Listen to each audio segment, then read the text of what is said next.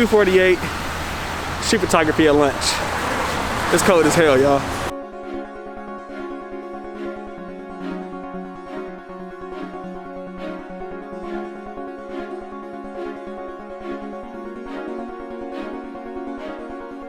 I got bad news. There is not going to be a POV in this vlog. I know, I let you guys down. It was so cold outside that day, I literally couldn't feel my fingers. There was no possible way I can shoot, and there was nobody outside.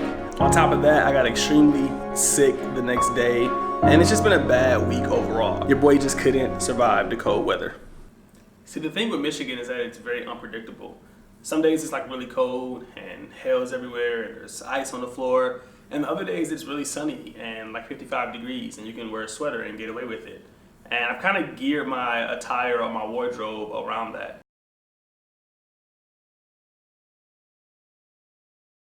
That's always been fine because I've not been outside that much in the winter. You know, I might hop in an Uber and go somewhere, go grab some food, maybe go to an event. But when we're talking about spending hours outside waiting for photographs to happen, there's just certain things you need. With that being said, I'm bringing you guys another tip in street photography. And this time we're gonna talk about how to survive in the winter. The first thing you need is gloves. Everybody should have gloves. But I feel like for street photography, you need a certain type of glove.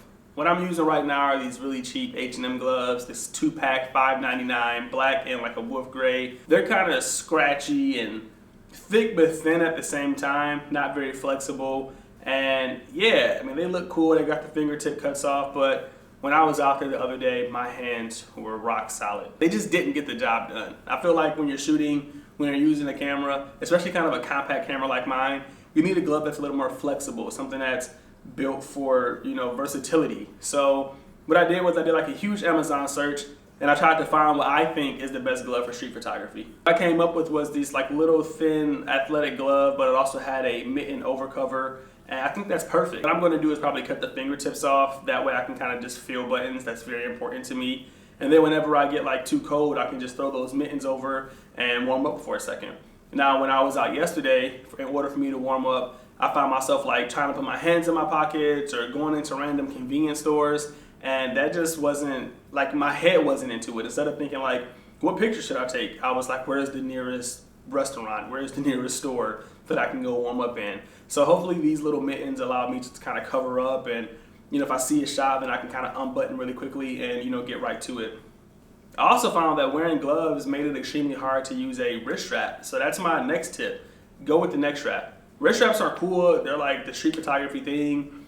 It's something you're supposed to do, like as an unwritten rule. I don't know, you're always supposed to have your camera in your hand, but I feel like in the wintertime, we just gotta change that up. Neck straps are where it's at. It allows you to let your camera rest. You get both access to your hands, to throw them in your pocket, to hold a cocoa, and it's just a lot more comfortable. I found that when I had like a sweater on, a big jacket, and gloves and a wrist strap, there just wasn't a lot of room like here, and this just felt cluttered, and I felt like my wrist strap wasn't on, but it was on. It was just very uncomfortable. Then I was like trying to grab the camera, and when I put my hands in my pocket, the camera was just like kind of hitting my waist, and it was just like too much for me. I didn't like it. And then just having those hands free is just so much more comfortable and lightweight. I use the Peak Design system just because it's really easy for me to kind of change back between the two. I highly recommend, if you don't have a neck strap, if you don't have a wrist strap, or you're looking to maybe get a new one, that you check that system out. The next tip is to ditch your messenger bag. I know that sounds crazy because you would think that that's a lot easier to use, but I think backpacks are just better for the winter. Sure, you gotta like take it off and adjust things, but